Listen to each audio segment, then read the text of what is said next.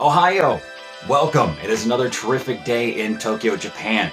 And as we're coming to a close, we have some exciting news, and that is that the film production I was working on is officially wrapped. So I'll be able to hopefully talk about more of it in the oncoming months as soon as we get closer and closer to an announcement of a release date and more information there. So I'll be sure to share that on Twitch as well as on Instagram and on Twitter. But because of that, you probably can tell if you listen to my voice a little bit, my voice is a little shot. It's been a very busy couple of days, but I still wanted to make sure to come out with another video because I love tasting the foods in Japan. They are awesome. So well done, so well crafted, and just a breath of fresh air in comparison to so much of the food that we have in the US. So today what we're going to try is Okinawa Beni Imo Crumble pie. Now it's a mouthful, but hopefully it's also a delicious mouthful. Now if you don't know what Beni Imo is, what we're looking at is a purple sweet potato.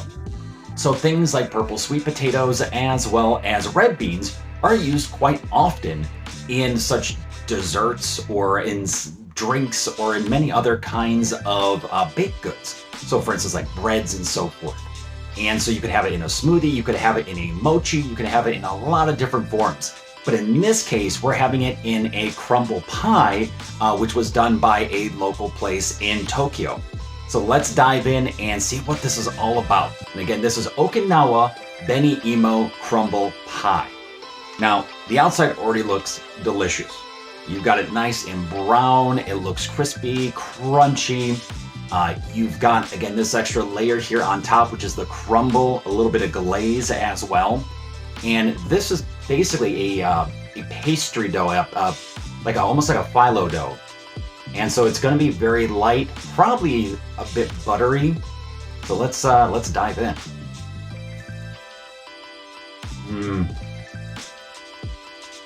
Oh, that's good. And if you don't believe me, if you've never seen a purple sweet potato, there it is right there, folks.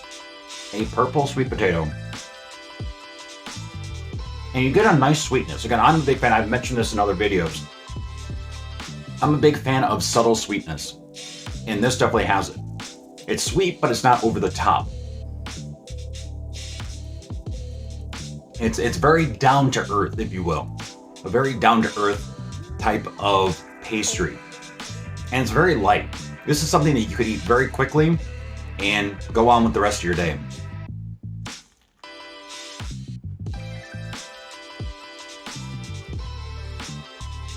And look at that.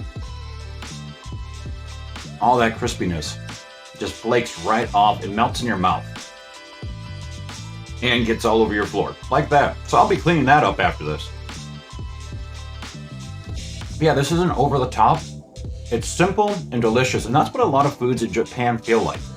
It's simple, but it's good ingredients. And it's just delicious. And it's just enough. It's enough to fill you up, feel good, and move on with the rest of your day. And I will say, we've been lucky enough in the United States to have some items come over that were taro-based or ube-based or, purple sweet potato-based. You can find smoothies at times, you can find tarts, you can find breads, like rolls. All very, very delicious. So you don't have to go to Japan in order to enjoy it. But if you want to try the Okinawa Beni Imo, make sure to come on over to Japan and check it out for yourself. Happy eating.